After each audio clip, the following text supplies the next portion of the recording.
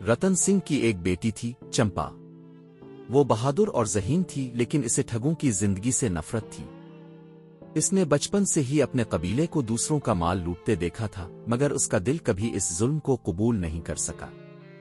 इसे यकीन था कि ईमानदारी और मेहनत से भी जिंदगी गुजारी जा सकती है। एक दिन ठगों ने जंगल से गुजरने वाले एक अमीर ताजिर के काफिले पर हमला करने की मंसूबाबंदी की।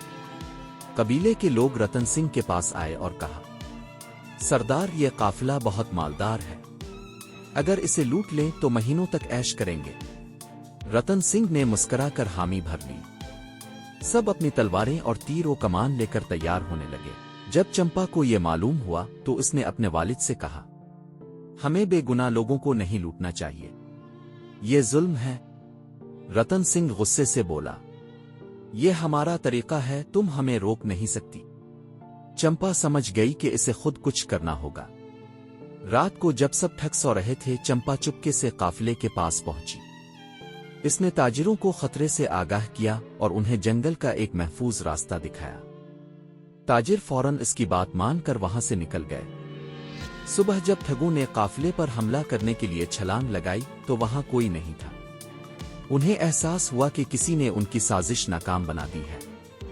गांव वापस पहुंचने के बाद ठगों ने चंपा पर शक किया। जब उन्हें हकीकत मालूम हुई तो वो गुस्से से बिफर गए। एक ठग चलाया, इस लड़की ने हमारा पूरा मंसूबा बर्बाद कर दिया, इसे सजा मिलनी चाहिए। रतन सिंह भी नाराज था, लेकिन इसके दिल में कहीं न कहीं फख्र का एहसास भी था कि इसकी बेटी इतनी बहादुर निकली। गांव के बुजुर्गों को बुलाया गया। उन्होंने संजीदगी से सबकी बात सुनी और कहा, अगर हमारी नई नस्ल तब्दीली चाहती है तो हमें इसको कबूल करना होगा। हमें लूट मार छोड़कर मेहनत और दियानतदारी का रास्ता अपनाना चाहिए। कुछ ठगों ने मुखालफत की, लेकिन वक्त के साथ साथ सभी इस तब्दीली के लिए तैयार हो गए। वक्त गुजरने लगा और पूरा कबीला लूट मार छोड़कर खेती बाड़ी और तिजारत में लग गया। लोग मेहनत करने लगे और जंगल का यह कबीला अब एक पुरअमन गांव में तब्दील हो गया। अब चंपा गांव की सबसे काबिले इज्जत खातून बन चुकी थी।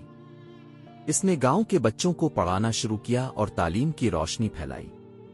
वो गांव की पहली खातून मुअल्लिमा बनी और उसकी वजह से पूरे गांव का मुस्तकबिल बदल गया।